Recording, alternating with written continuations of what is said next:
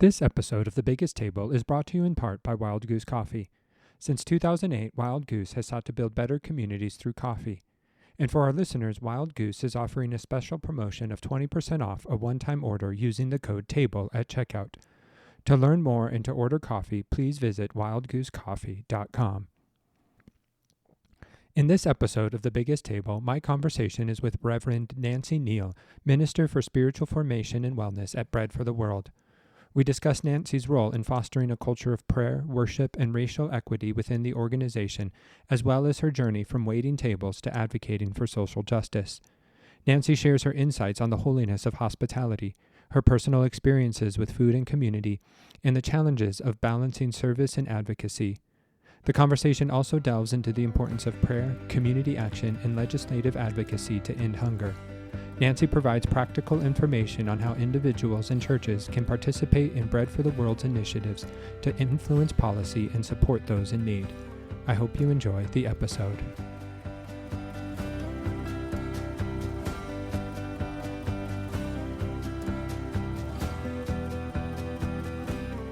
Hello, and welcome to another episode of The Biggest Table. I am your host, Andrew Camp, and in this podcast, we explore the table, food, eating, and hospitality as an arena for experiencing God's love and our love for one another. And today, I'm joined by Nancy Neal. Reverend Nancy Neal is the Minister for Spiritual Formation and Wellness at Bread for the World. She leads an initiative to build a culture at Bread that is grounded in prayer and worship, biblical principles, core values, learning, and wellness. She has led the organizational efforts around diversity, equity, inclusion, and justice, collaborating with organizations and consultants to train and coach staff and leadership in racial equity principles and practices that have impacted internal culture, policy analysis, organizing strategies, and resource development. Throughout her career, Neal has sought to build bridges across cultures and contribute to repairing brokenness in our society and our institutions. Whether that's working for anti-sweatshop or anti-hunger organizations, advocating for women in the Presbyterian Church, implementing anti-racist, anti-oppression practices, bringing together young clergy across political divides, or even waiting tables. Neal began Bread in 2011, serving in various positions in the former Church Relations Department, including Associate for Denominational Women's Organization Relations, Deputy Director, Interim Director, and Director. She is a minister member of National Capital Presbytery. She has served as parish associate and temporary supply pastor of churches in the greater Washington, D.C. metro area, and currently serves on Leadership Council, Ministry Relations Team, and the board of the Washington, D.C. site of the Presbyterian Church Young Adult Volunteer and Mission Program. She completed her undergraduate studies at Clemson University in South Carolina and earned her Master of Divinity at Union Theological Seminary in New York. So thanks for joining me today, Nancy. Really excited to connect with you and have this conversation. Great. Thanks. It's great to be here. Thanks for having me on the podcast. Yeah. So when you think of your relationship with food, tables, you said you wait tables, like when you think of food and the table, like what's your story? Yeah. Waiting tables was one of my favorite gigs of all times. I always love to be around people and get to know new people. And there's something just holy, I think, about serving food, particularly as a server. And I grew up in South Carolina in a family that had dinner together every night. We were always required to be at the table unless we were at work. And I grew up in the church, was always sort of the last one to be leaving church. My family was always like, when are you going to be ready to leave? I was always there chit-chatting with everybody. And so this sense of like food and table and community and church and fellowship and communion all just sort of ran together for me growing up. I remember sermons from the pulpit when I was a kid about our neighbors who are really struggling with hunger and poverty, who were having trouble paying bills, getting medical care, having trouble like getting food on their table, and our pastor talking about how we as a church were responsible for caring for our neighbors who were struggling. And those stories like really stuck with me growing up.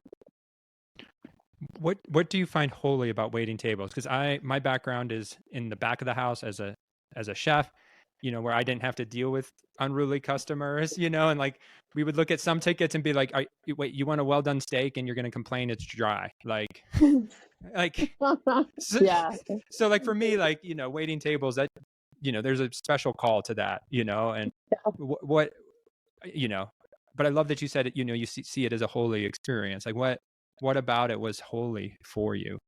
for me, yeah. I don't know what it is, and maybe it's my growing up in the South, but there's something about hospitality for me that is holy, and Mm-hmm. a huge part of that is serving food and Yeah. serving others and making sure that people's needs are taken care of. I see it in scripture, when Jesus fed the multitudes, when Mm-hmm. Jesus gathered with the disciples at the end of John, when he feeds them breakfast over charcoal fire with fish and bread. And so this idea of caring for one another, just even when you're like at a restaurant and people are kind of snarky and not very nice about the food or whatever, I just still there's something about like just bringing the dish out and serving them that just feels really special that you're providing Mm-hmm. for someone in that way. Also, I mean, there's other places to serve. I used to have a monthly potluck here at my house, and I would just invite folks to come together. And I spent most of the time always like just sort of making sure everybody had food and was cared for and stuff. And there's just something very special about that Mm-hmm. for me. And that there's just this grace, of like, this way of extending grace, even when people are, annoying or Yeah. snarky or complaining or whatever. But to be able to like have conversation, maybe learn their story a little bit, and to Mm-hmm. share this food, just was always a bright spot for me. Do you have a Um, specific memory from waiting tables that you're like sort of is, grounded, etched in your memory that like you still recall as you think about hospitality and serving? there's two memories of like really challenging moments. One is I worked at a coffee shop and I waited tables at lunch, and this homeless person came in, and well, I guess we don't even know if they were homeless, but this person came in that was clearly like disheveled and not ordering anything, and sort of the assumption is they were sort of living on the street. And my boss wanted to kick them out, and I wanted to let them stay. So I just remember this whole conversation and this struggle with like how do you care for your neighbor and also not turn your coffee shop into like a place where you drive away business. How do you Yeah. balance the like, okay, we have to make this a like clean, healthy spot for people to come in, and we have to keep business and make money and serve. And then how do we like take care of our neighbors in a Mm. dignified manner? And so Yeah. those two were really a struggle for me, like holding that tension. And I think that's the tension that I've lived in so often in my life of like, how do we do this? And then one time I did a great job. I waited this table and I got this couple came in, and I felt like I just clicked with them and we had a really great kind of evening together. And then when I got the check, they left me like a $2 tip. And I just Ah, remember being like crushed that like we had this lovely evening of like banter and fun, and I was really intentional about bringing them their food, and that they enjoyed it and they got everything that they needed, and I've taken such good care of them, and then they left me a $2 tip, and I was like, well, such is life. yeah. Good thing I enjoyed this. Yes. No. I But, love that story about like, when you're thinking of this disheveled man and how do we care for our neighbors while also caring for, the flock too. I think there's a mhm, correlation, like this tension you said you live in, and I'm sure that tension comes up as you pastor of like, okay, how do I care for and fight for injustice while also ministering and discipling and meeting the mhm, needs of a flock. And so like as you think about your life, how is that tension working out? And like, because I'm sure we all feel it of like, okay, I have a family, I need to care for, protect my family, but I also have a call to care for the poor and the needy, mhm. and so I think it applies to all of us. And so like help the listeners, help me, like where have you found some clarity in that tension, and how do you still hold it? Hmm. I honestly feel like I'm miserable at it. Like, just on Sunday, a woman came in to the church, like at the end of the service, she came in and she didn't have a place to stay. And I'm sort of new to that community in Oxon Hill, and so I didn't know at all what resources to offer her. And we don't have like a pastor's like fund for Yeah. things like that because we're such a small church. And we had lunch after church every Sunday, so they packed up a bunch of food and drinks for her and sent her on her way. And I'm like Googling where to send her to like find a shelter and find a space or find somewhere that they could give her money for the night. And um I think, I think we just have to live with the fact that sometimes we're just gonna not get it perfect.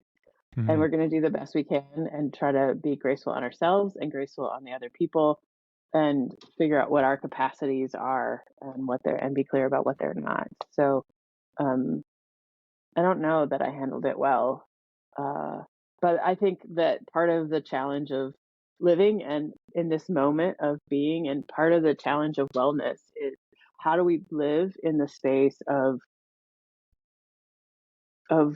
doing enough. Mm. Um, and I think some of the burnout that my colleagues at Bread face um, is trying to figure out what's enough, and we kind of push Mm. and drive ourselves to like constantly pay attention to the news and constantly be trying to figure out a strategy, and then in the face of like seeing the big beautiful bill pass and the rescissions pass, and to see that kind of is a loss, and how do we hold that tension and still take care of ourselves and still understand that like we are being faithful to this call, to work to care for our neighbors. How do we, in the local context, like how do we, make sure we're contributing to the food bank and food pantry, and make sure that we're staffing the food pantry in our neighborhood or our community, and holding that tension of like we can't do it all, and like and there's a bigger power at work that we Right. can trust that God is moving in all of this, and that we just have to keep going and being Mhm. faithful while finding that time to like refresh and rebalance and reconnect with our families and with our communities and with ourselves, to do the exercise we need and get the movement and take care of our nutrition and take care of our emotions and let them flow through and not try to like push them off to the sides. Mm. It's a hard tension. It is. And that's the practice, right? That's a practice. And I think that's a practice in many ways of resistance to the culture that wants us to push to be perfect and to do all the things and to burn ourselves out to gain our sense of worth by being enough, and there's just not ever going to be enough. No. So how do we stay in a place of like grace, in a place where we trust that we are created in God's image and likeness, and all of our neighbors are created in God's image and likeness, and hold that inherent dignity?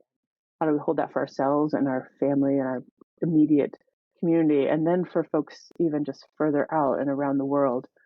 Um, if we can ground ourselves there, I think that gives us more capacity to move and do more in the world. No, for sure. And like, I love that question of what is enough. And because like, I can't answer that question for you. Like, we can be in dialogue and discernment together, and you can't Hmm. answer it for me. But like, I think, discerning together what is enough, um, and that it Yeah, changes over from day to day, maybe week to week, month to month, seasons, like, you yeah, know, for uh, sure. and to then be gentle, like you said, with ourselves, like, and to give ourselves grace, uh, Hmm. Hmm. is so vital. Um, Hmm. and my wife and the book keeps coming up because, I guess it's applicable today, but my wife and I have been rereading Reaching Out by Henry Nouwen, um, Mm. which I is don't think I've just, read it. oh, you need to, yeah, add it to your list. I'm I, adding yeah, not that we all it. need more books to read, but like, he talks about the three movements of the spiritual life of, from loneliness to solitude, from Hmm. hostility to hospitality, and then from allusion to prayer, but it's sort of Oh. these movements. But like he talks about loneliness and this move from loneliness to solitude, and that like until we're able to be centered in ourselves and alone with ourselves, we can't actually be an advocate for the world. That Mm-hmm. like it will all just be striving and but to Mm-hmm. be grounded in, like you said, to be grounded in who we are, then allows Mm-hmm. us to then reach out, um, Mm-hmm. and create a space, that hospitable space, uh, Mm-hmm. where hospitality is more than just setting the table, but that creation of a free space Yeah. for others to flourish. Yeah. Uh, Oh, 100%. Yeah. I think that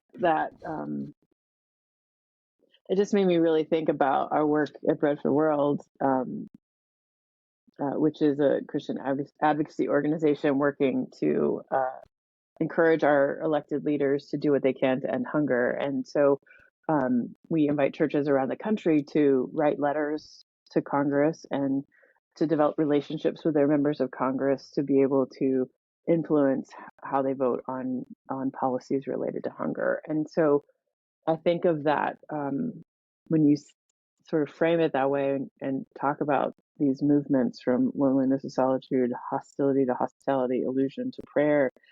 In some ways, I feel like this work of advocacy is an act of hospitality.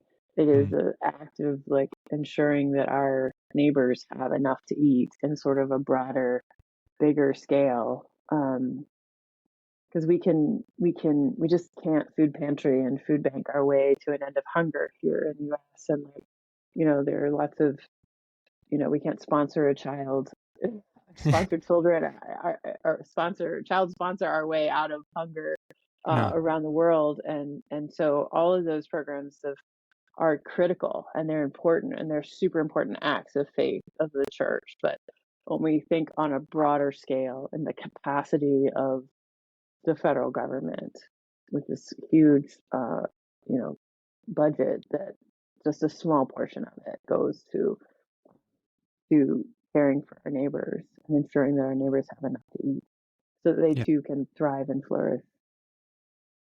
no, for sure. Because your podcast is coming on the heels of Jeremy Everett's, and he um, had this quote that he shared from FDR, who's like, he says, that our policy shouldn't be about what we do for the richest, but what our policy does for the least of these. And I'm paraphrasing it. It's a great quote, but Mm-hmm. like, America, and he was basically saying America's at its best when we advocate for the disenfranchised, for Mm-hmm. those people under the yoke of oppression. Mm-hmm. And that's Mm-hmm. what Bread for the World is doing. And so, for listeners Mm-hmm. who aren't super familiar, can you give us a little background of Mm-hmm. what Bread for the World is? Mm-hmm. What Yeah. you're all about. Yeah. So we started just 50 years ago. Art Simon was a uh, Lutheran pastor in New York City in the Lower East Side, and they had a food pantry in his church. And he would go out and greet folks every time they hosted it, and he would just find that the need just was continued to be there again and again.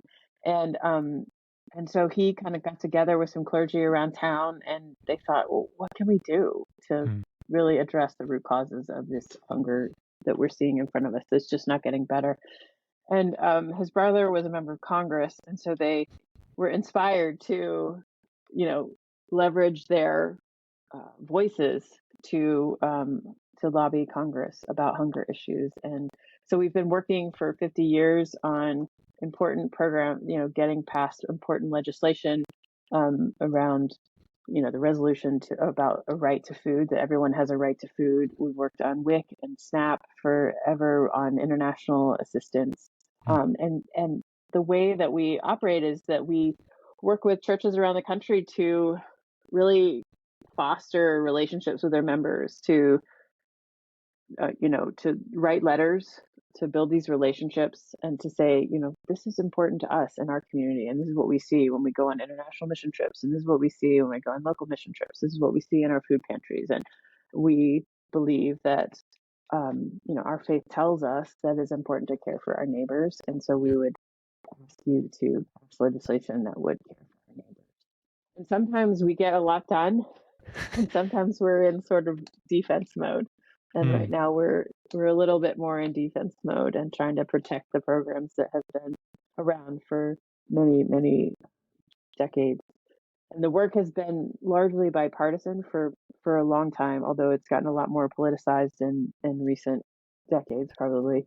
Um, I joined Brett in 2011, and I think we just started to see a little bit before that just a really deep politicization of programs. There was a lot of alignment on in past decades, mm, like SNAP and WIC and international assistance. Were yeah. always programs that got bipartisan support in Congress. Um, no, I appreciate that, and it's cool. 50 years, like that's that. That's a testimony. Testament to the work, and to what Yeah. you guys are about. And why do you feel like? Because I've heard it said in some Christian circles where like, oh, if the church just stepped up and did its part, we don't Mhm. need we wouldn't need the government to advocate, Mhm. for this. Like why? But what other people have pointed out that food is a political issue, and so like Mhm. why do churches need to advocate and Mhm. their local leaders and their national leaders to Mhm. to fight for this? Yeah, I think it's a capacity issue, honestly.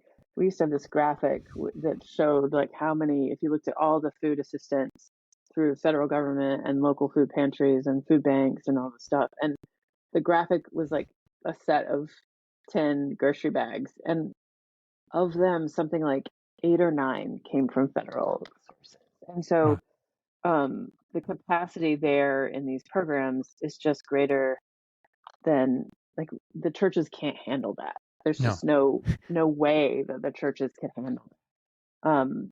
We just can't fill those gaps. Even, and we've seen the church get smaller in recent decades, Yeah. and that churches are strained, and my little church is struggling. We send $1,000 to the food pantry every year, and we collect donations regularly and take them over.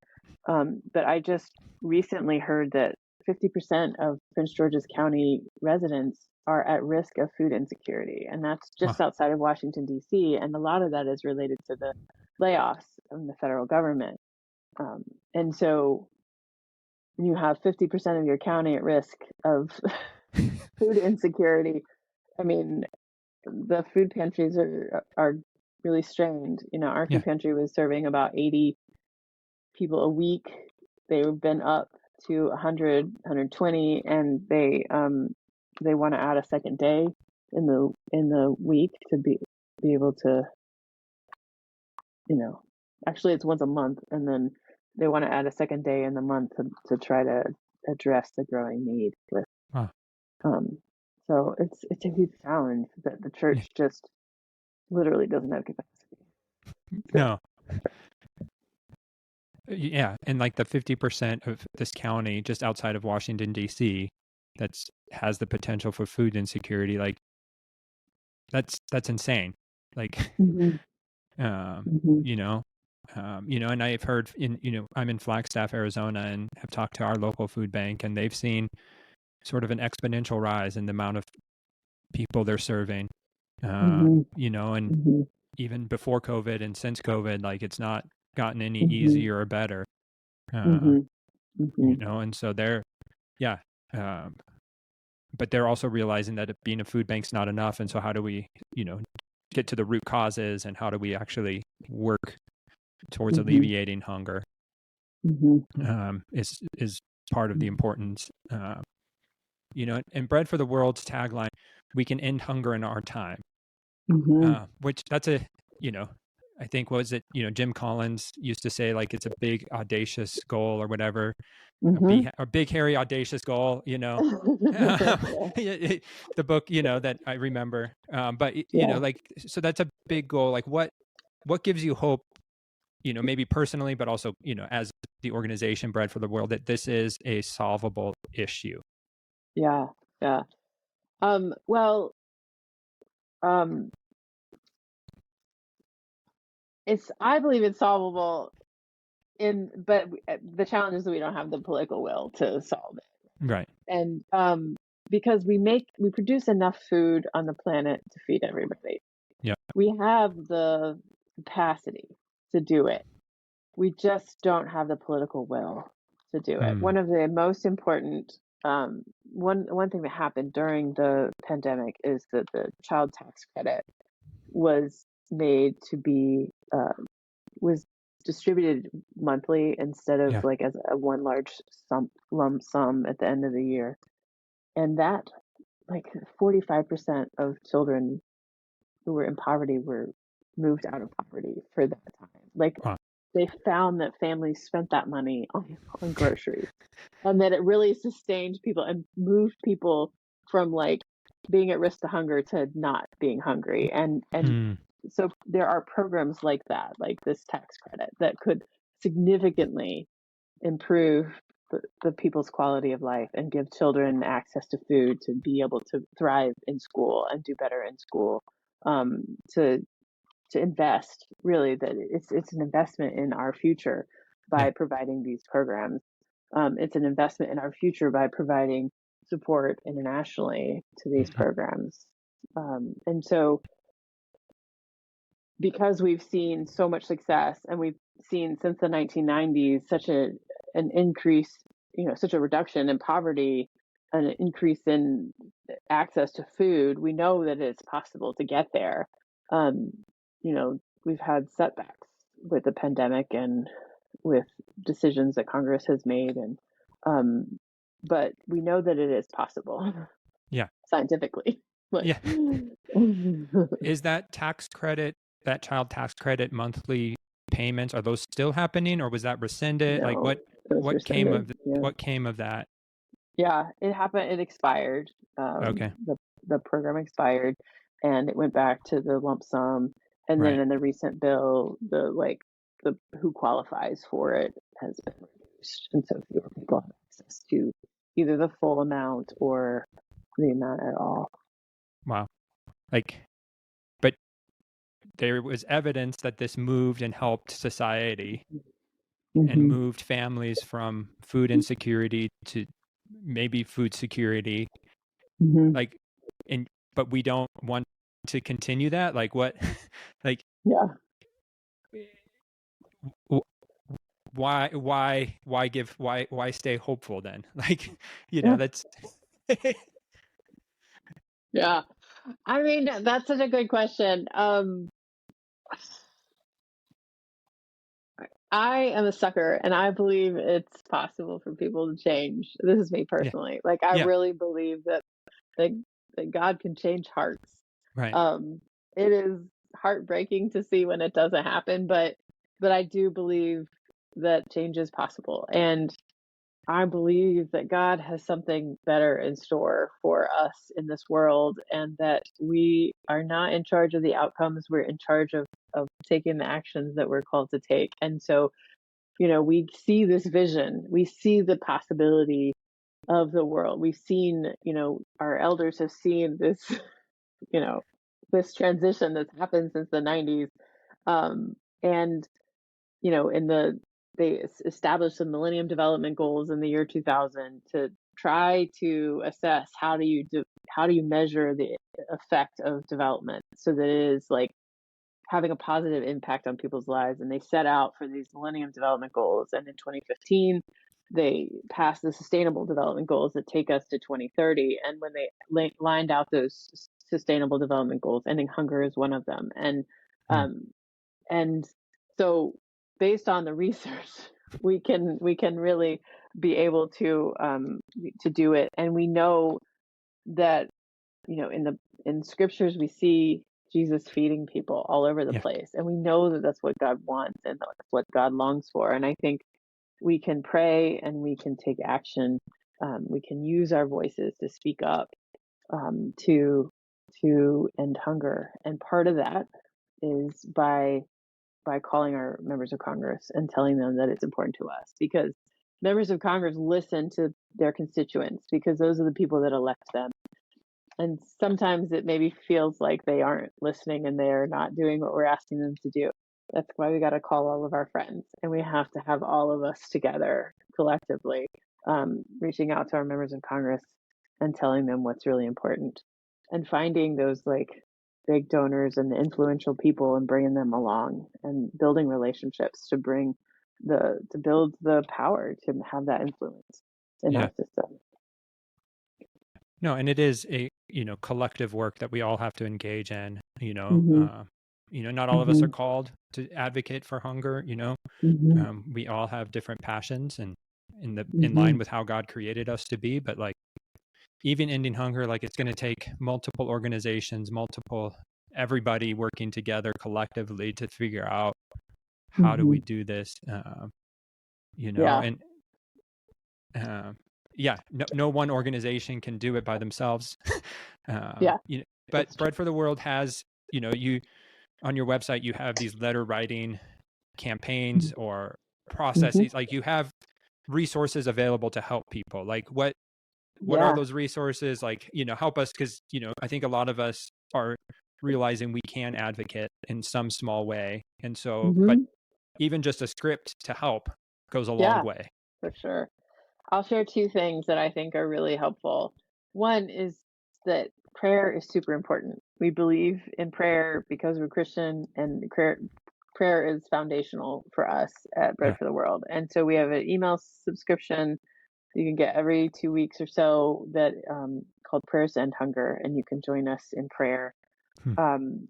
And our staff gathers every Monday. We just this afternoon at noon Eastern time gathered online and gathered for prayer together. So we start our week as a staff in Hmm. prayer.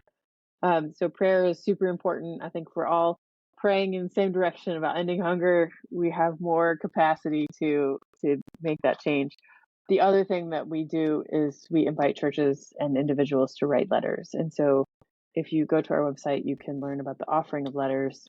And we see this using our voice as an offering to God, as a spiritual practice of articulating what we believe, why this is important to our faith, and why how we want to care for our neighbors. And so you can visit our website and you can just write a letter yourself if you want to just take action, or you can gather your community together, whether that's your church or your book group or your spin class or whatever. You can gather together and write letters to your member of Congress together. And we always encourage people to pray over those letters, even if you write them electronically, to send them and then just do a little prayer over all the letters Hmm. to, just to give God thanks for having the voice and for having the capacity to write, and for giving us these tools to write, to be able to join together collectively. There's something just powerful in gathering and doing this together. And I think, part of the challenge of this moment is that we can be so separated and pulled in so many different directions. And one of the things that sustains us and gives us hope and sort of protects us from cynicism is being together and gathering together. And so coming together to write these letters, coming together Hmm. to pray, is an important tool in making this work sustainable. No, for Um, sure. if you want our website, it's bread.org Okay. /pray will get you to the prayers, and then bread.org /OL for offering of letters will get you to the offering of letters page. Yep. And we'll make We sure can that those post. are in the show notes. So people, if you're interested, please look at the show Yeah, notes. Those websites will be there. So you can just click right there. But yeah. yeah, no, the help and you mentioned, coming together and doing it as a community just helps guard against cynicism. And Hmm. I think many of us can feel alone, or like I'm the only one that cares. But Hmm. even, shortly after the election, I emailed, the pastor of the church I was at, and I was like, hey, have you heard of any other people that are worried about, the state of politics, or just, worried about what is happening? And he gave Hmm. me a list of names, and we get together maybe once a month just to check in with each other. Oh, Uh, that's so great. Yeah. and it's just sort of, both like, hey, this is what's happening in Flagstaff. Like, you know, um, but also like, hey, how's your soul? Like, how are you staying engaged? Hmm. And it's been really helpful, like just to Hmm. have that group. And one, it helps me stay engaged, Hmm.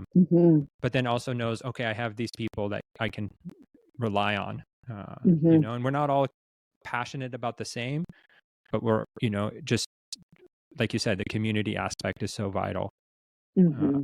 during this time. Yeah, yeah. I think it's and in my role of minister for spiritual formation and wellness, I always have a mouthful of a title, Yeah. it seems, at Fred. Um, but I think that's part of what we're trying to do, both for our staff to find ways to, like the pandemic just was such a hard time because we were all so far away and we were doing this really hard work and like Yeah. in the weeds on this. And when the new administration came in, there was so much activity going on and people were just pushing, pushing, pushing. And we were like, okay, how do we help people realize this is a marathon and not a sprint? That this Right. is like we kind of keep going, but we also have to take breaks and rest and care for ourselves and care for one another. Um, we did a little question with staff about like, well, how did you feel cared for in any places where you worked? And people just said, when my colleagues remembered important things about me or checked in on me Hmm. or offered to help do a thing. And I just thought, that's not hard. We can check in on our neighbors and we can check Yeah. in on our friends and we can offer to help when they're clearly struggling or and it just seemed like so simple, an answer that coming together in community in this time when we just are so pulled in so many different directions and, on our screens all day Yeah. long. Yeah. Um, The doom scroll is not a good wellness activity for any it's of us. not. No, and I catch myself doing it. And I'm just like, Yeah. what am I doing? I Yeah. used to be like, I used to watch too much television and I watched less television. I was like, yeah, I watch less television. I was like, no, I'm doom scrolling like through my I'm just on my phone instead of Yeah. a big screen. So, yeah. So for Nancy, like, how does your care for your soul look like? Like, what Yeah. have you found restorative? You've been with Bread for the World now for almost 15 years. So like Hard to believe. yeah. So how have you maintained hope, and what practices sustain Mhm, you? mhm. Yeah. I always really struggled with trying to keep a regular daily practice of anything. And I was part of a group and we developed these rules of life. And as I had developed this rule of life, and my friends were like, that doesn't sound like you. And I was like, daily this, daily that, monthly this. And they're like, that doesn't sound like you at all. And so I finally had to just kind of figure out, where did I find God in the things that I do during the day? Like, Hmm. what are the places? And to just do those things more. Yeah. And so I found that like walking through my neighborhood park, Oxen Run Park, I found that was really meaningful for me. And so I started practicing that pretty regularly. I'm not as good about that right now, but I found that exercise was really meaningful for me, that I just really enjoyed it. And so just trying to lean into that. And, one of the things I learned during the pandemic is just stare out the window, like Yeah. watch the trees and the birds and the like, whatever is happening, just stare out the window. And so these practices, my current practice is to move slowly in the mornings. And I try to Hmm. journal, read a little bit and journal and drink my coffee and just move slowly to just give myself a little ease and space to start my day. And then Yeah. I find that my day is less insane when I do Hmm. that. And so just trying to connect with God, connect with myself, you know, pet my cats, Yep.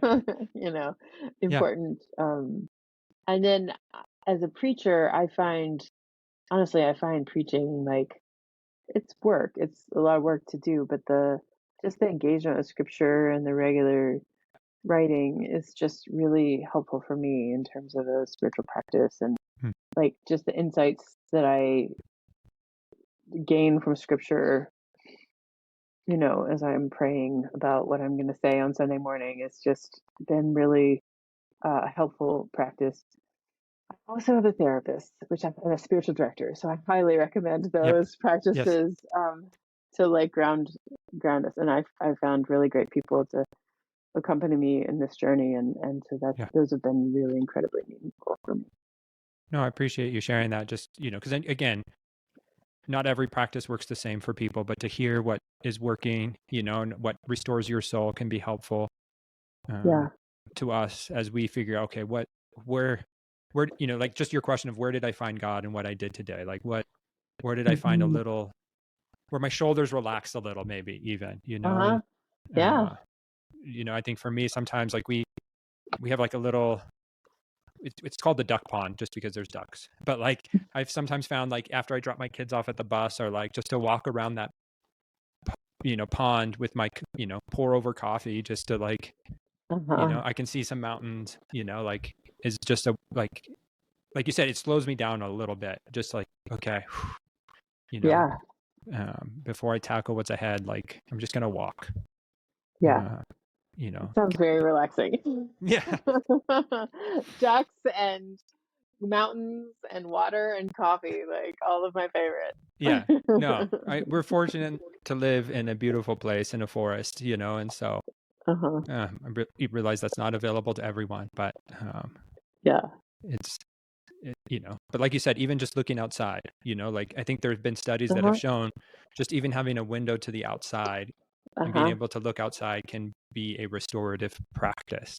Yeah. um Yeah. and Well, my neighborhood is, I like to say that my park is where like share bikes and scooters yeah, um come to die. And so I say that because it's not the prettiest kind of cleanest park. right, And my practice is really to like find the little places of beauty yeah, in my walk, because it's a little junky sometimes. And so just the water is really high today, or these beautiful little flowers. And sometimes I just take pictures to like hmm, capture these like little small spaces of beauty. And so I think anywhere, even if we don't have the like beautiful trees or the beautiful mountains, or there's beauty in like every space, and trying to find that as we move through, right. and that slowing down and being really present in this moment, I think is what that is. Yeah. I love there's a Thich Nhat Hanh book. I'm looking at my bookshelves over here. Yeah. Um, and I can't remember what it's called. I don't even know if I can find it, but he talks about the challenge of this father to find time for himself during the day.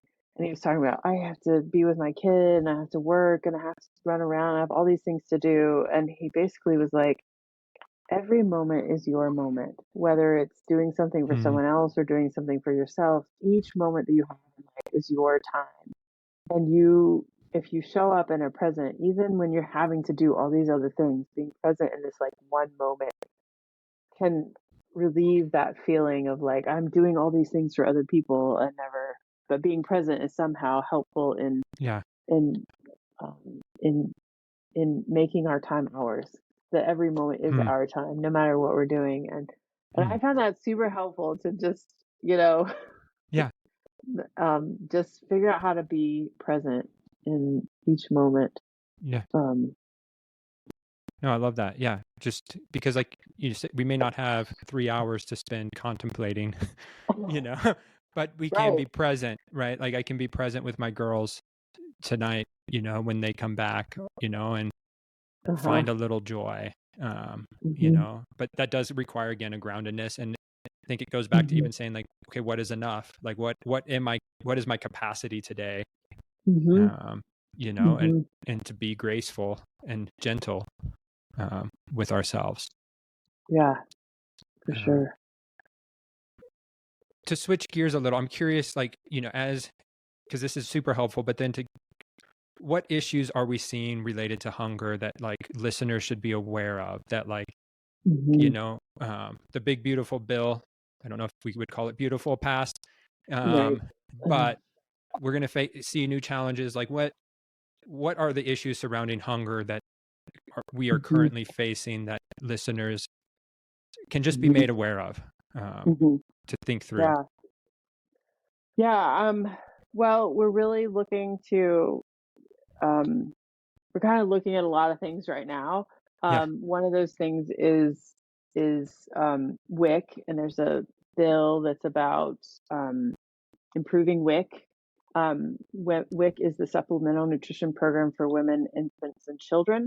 It's available it provides nutrition assistance for women who are pregnant through the children's fifth birthday. And so what they're trying to do to make that process easier is to be able to do televisits with doctors to get some of the Oh, approvals and things yeah. moved along.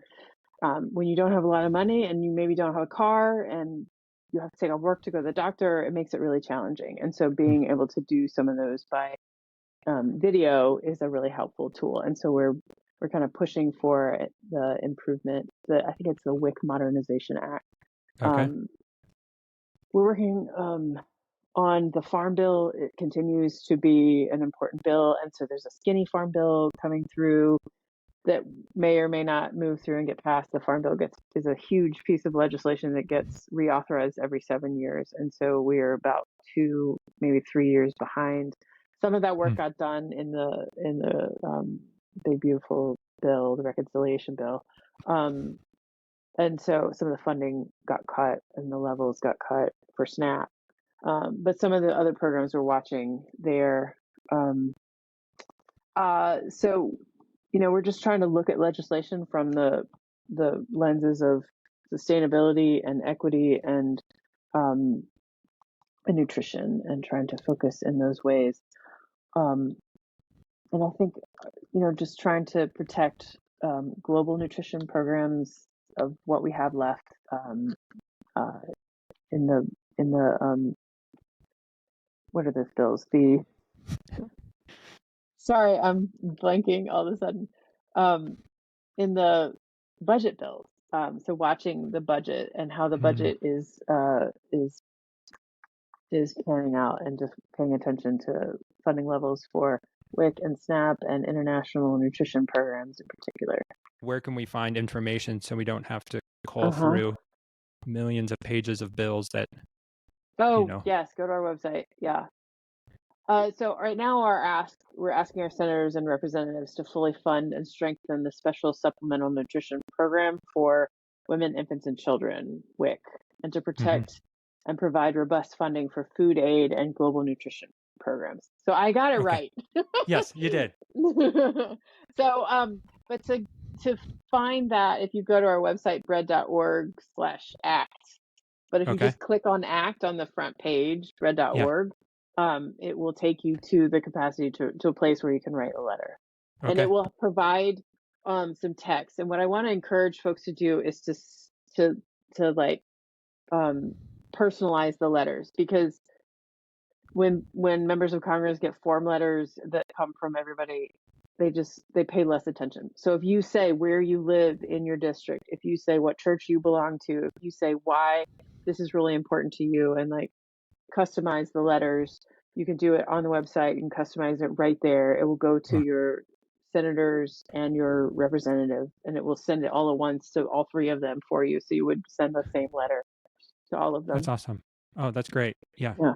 Because again, I think in so much instances, it's like you don't know where to start. And so, what I really appreciate about what you guys are doing at Bread is you're giving clear, concise information with calls to action and making it maybe not easy, but easier for people to Mhm. engage, and um, but then also to take time to learn from your local food bank. Like I, Mhm. was able to sit with the director of our food bank, and just to hear their struggles and what they're up against. Like, learning, like you said, learning the local issues is super Mhm. important too. Mhm. Because I think sometimes there can be a great, you can impact your local area, um, you know, Right. Yeah. in some key ways. One of the things I love about Bread, if you go to our website, bread.org/OL, it tells you it gives you step-by-step instructions about organizing letter writing for a group. Wow. The other thing is we have organizers positioned around the country Yeah. who can help. So there's a list of people that you could call on to get help. on the Offering of Letters website or just our regular website. So if you Yep. need, guidance, or you need someone to walk you through this if this is new, you know, we have staff. And then we also do these quarterly webinars.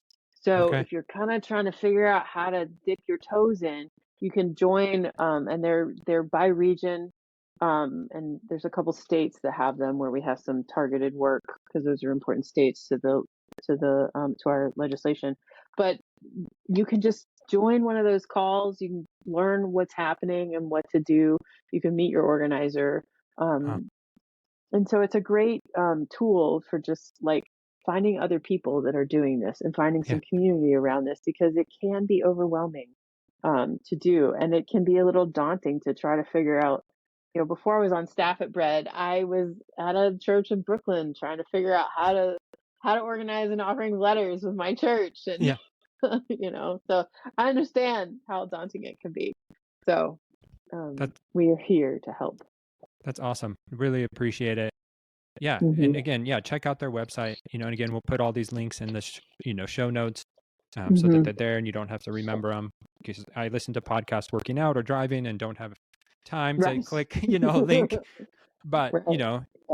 um, I'll but just say one other thing, or two more yeah, things yes. about this. One is that you have more impact when you are connected with other people doing this. And Mm, so when you write as a church group, you're going to have more impact. When you're joining a group like Bread for the World, where other people around the country are also writing similar letters, you have a greater impact. And the other thing is we have lobbyists, like registered lobbyists on staff who are up wow. on Capitol Hill all the time. And so if you let us know that you've written letters, then our staff can say, hey, when they go to a member of Congress, they can say, we know that these folks at this church wrote letters to you about this issue, and we want to check in, make sure you don't have any questions, and see how we can support you in learning more about the issue.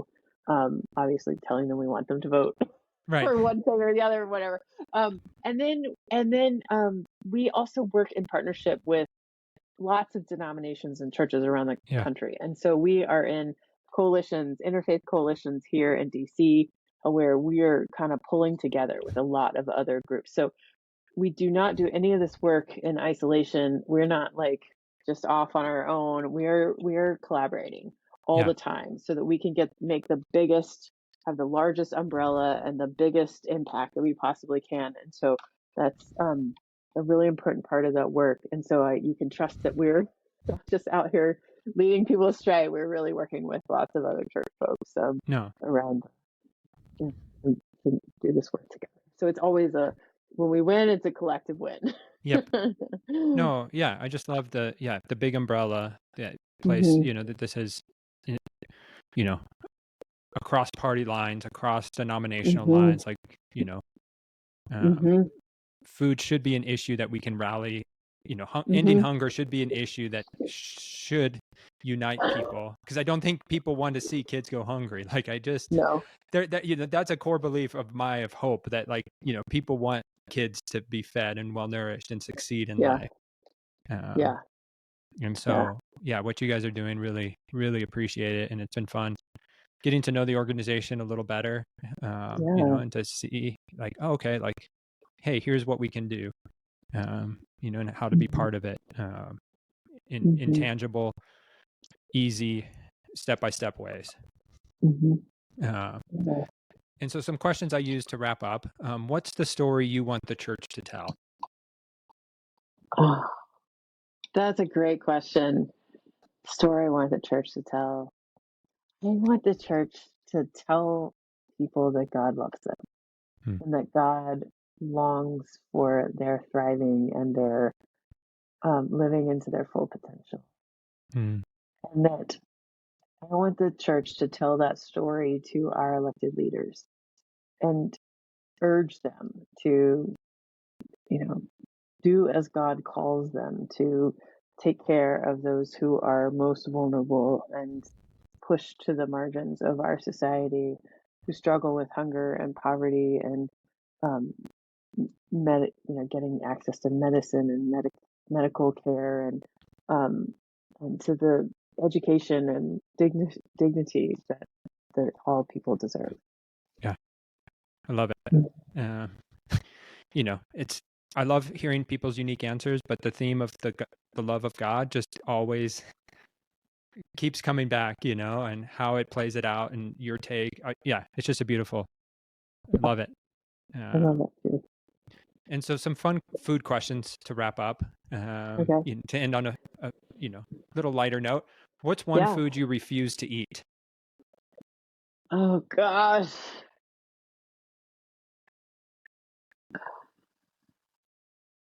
I don't know if there's a food I refuse to eat. I'm not a huge fan of eggplant. And it's really, I don't Huh, like slimy things. Anything yeah. slimy is a big no. Okay. That's fair. Yes. Gotcha. No, I enjoy eggplant. I enjoy it in the Chinese method. Mm, Like they have it's called eggplant and fish sauce, but there's no fish in it. But I forget mm. but like that way of preparation was always good. Okay. Is it fried? It's not fried; it's stir fried. So Okay. Yeah. uh, Yeah. but Give it to me cooked well.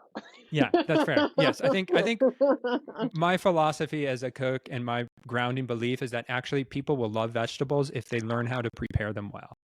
That Yeah. people hate vegetables because they were either canned or cooked till mushy, or they just weren't treated with the respect.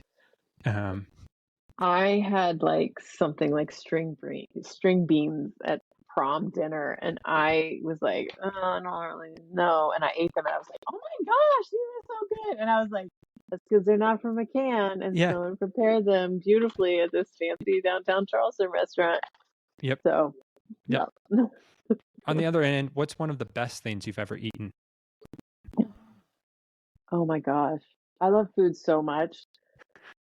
Uh, I've eaten so many good things, and my brother's a chef and like a really fancy chef in New York City, and I've had some incredible food. I'll tell you my favorite food though, like my Okay. favorite like kind of food, and that's Ethiopian food. I don't know why, Mm, but like just there's something beautiful about like eating food with your hands that is yep. just tasty and yummy, and the bread and all the things, Hmm. and um like a nice platter of Ethiopian food. Yeah. And they serve it with like it's a bread, but it's a tortilla. It looks like a tortilla, like Yeah, I right? forgot what it's Is called. Yeah, yeah. it's like a spongy, Yep. flat, like it has a little almost sourdough flavor to it, Yeah. and injera, I think is what it's Okay. called. Yeah. So good. Hmm. There was a great Ethiopian restaurant in Salt Lake City when we used to Mm, live in Utah. That was it was so fun to go to because, like you said, you get a big mhm, platter. Everybody's eating with mhm. the, the bread, and Oh yeah, yeah, it's just so fun. yeah, because it's family style, right? You Yeah. get the platter that you share with the whole Yep. table, and you're like dipping the bread, or like grabbing the food with the bread as your utensil. Hmm. And I love family style. Just Yeah. love Yep. family style like that. Mm, yeah. Absolutely.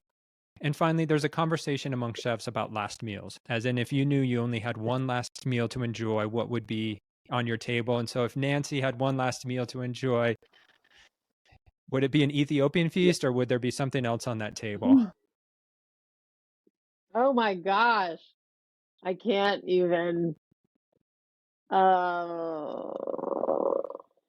I don't know. It could be pizza.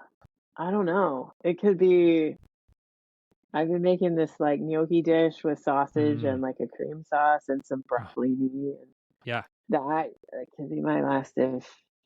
I don't know. I think I'll tell you who I want to make my last dish, and that would be my brother. that's fair. Yes. Just give him carte blanche and be like, hey, feed me. Feed me my last meal, and whatever you come up with, it's gonna Yeah. be perfect. Yeah, yeah. That is the best way to eat is when you can give a chef just say, hey, give us Mhm, the food you want to prepare, and I mhm. don't want to see a menu. I just want to enjoy. Oh Uh, gosh, that's my favorite. My favorite. Yeah, yeah. and I've had Sounds, plenty of meals like that with my brother. I'm sure. Yes. It's Yeah, one of the perks of being in the industry. right. Yes, it is. It is. Awesome. Yeah. Well, Nancy, I've really enjoyed this. If people want to, obviously, we'll put Bread for the World info to connect with Bread for the World. If they want to connect, is there a way to connect with you? If people want to find out more about Nancy, is there a way to connect with you? Or is Bread for the World the best place to send them? They can come to Bread. I'm on Instagram at nancy.ellen and on Facebook. I don't know what my thing is, Nancy Neal on Facebook. I think my stuff is all private, so you have to friend me. Yeah, that's fair. Maybe I should open it up if Yeah. folks want. But yeah. Um, yeah. I'm also Oh, at Southminster Presbyterian Church. If you're in Maryland in the DMV area, I'm at Oxon Hill on Sunday okay. morning. So Yeah. Awesome. Well, Nancy, appreciate this. Really appreciate seeing your heart, your passion, but also hearing about what Bread for the World's doing in this time. So yeah, yeah. thank you for the time. Well, thank you, Andrew, for having me. It's been really fun to chit chat with you here and be part of your podcast. Great. Appreciate it. Yeah.